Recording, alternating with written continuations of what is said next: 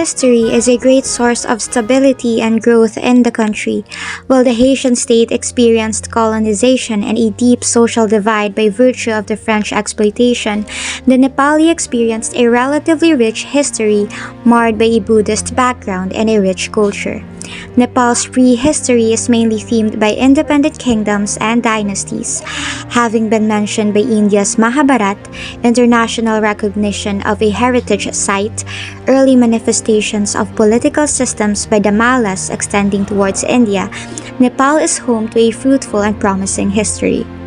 The rise of absolute monarchies, however, proved to start Nepal's greatest nightmares. Going back centuries ago, a revolution occurred due to the family dynasty of Rana accumulating too much power and using it for limited gains.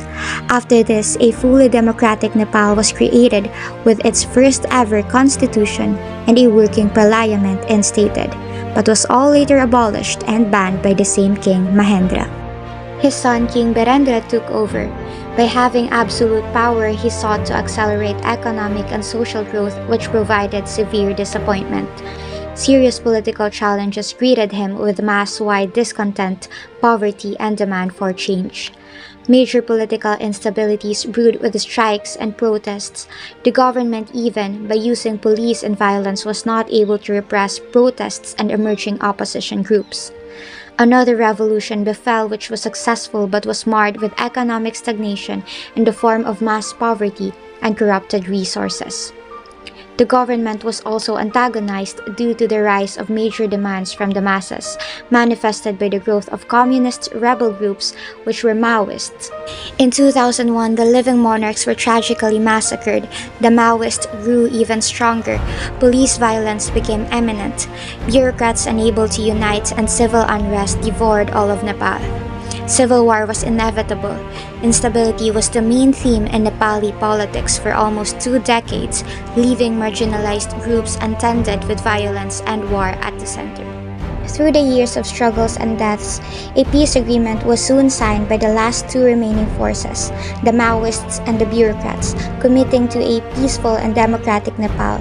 Since then, a constituent assembly was formed, a democratic republic reinstated, and a working constitution was made. Despite having unique backgrounds of history, both marginal states, Haiti and Nepal, have had their equal share of autocratic, despotic governments. The Birendra era of absolute dictatorships is all too familiar for Haiti. Decades of instability and violence grew, crucial characteristics to both destitute countries, having political weakness by virtue of division and power fixation. The dark history that both countries share provides a problematic foundation that makes it unlikely for any real growth to actually happen. By culture, the Nepali government stands with Haiti on some dire features. It practices a monarchical tradition that is very relevant in its vast history of family dynasties, a violent state which birthed from its diverse past of autonomous principalities while experiencing a centralized government. And finally, an isolated development. It has emerged as a mountain-locked territory isolated from the rest. Although relations were born with neighbors and empires, Nepal has been a victim mainly by its own share of despotism and corruption. Reform started in 1989 towards a democratic political system. Haiti's quest for democratization has not been linear, but they differ in the sense that Nepal was never been colonized, so their efforts of establishing a democratic government is not the same. It was to prevent absolute monarchies to happen again. Nepal had 7 constitutions, and their current working constitution was promulgated in 2015. Their current system of government is a federal parliamentary government, while Haiti is a presidential republic. Nepal is a dual executive state. Their chief of state is the president and their head of the government is the prime minister. They have a bicameral legislature which consists of the National Assembly and the House of Representatives. Their judiciary branch is the Supreme Court as the highest court in the land, with a crucial role of interpreting the recently promulgated constitution.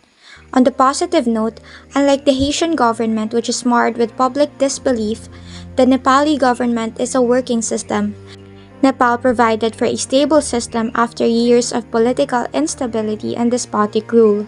Nepal's foreign policy is shaped by its geographical position as a landlocked country between China and India. It aims to maintain a balance between these regional powers of stability. Nepal's non-alignment policy came from its history of never being colonized. Despite border disputes with India and China, Nepal seeks peaceful resolutions which emphasizes peace both internally and externally. Meanwhile, Haiti's significance in the international arena is so marginalized. Its global presence is simply to keep the coming of foreign aid in order for this country to continue functioning. Nepal's economic policy is marred with serious challenges.